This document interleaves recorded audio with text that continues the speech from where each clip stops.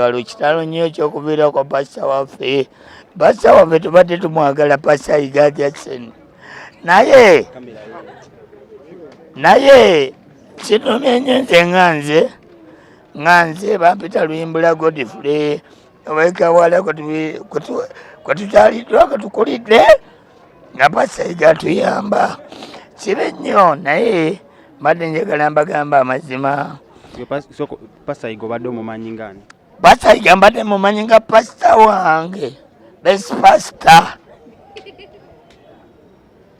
Naye kitalo era ngambikira omuntu Bishop Kiganda gye nali ewuwe nasula nga Mwakulite ewuwe yantwala namala emyaka 9 naye nga nenvaayo nafuna buzibu obutonotono yabumanyi Bishop Kiganda mu Kisenyi.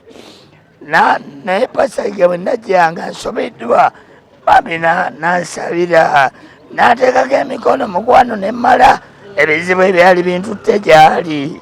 Byali bizibu kikaaki? Ebizibu ebyantwalanga nga ntambule nayinza okuba nga ntambula nengwa. Kati essaawa eno avudde najaniraani kabiraani sigedda.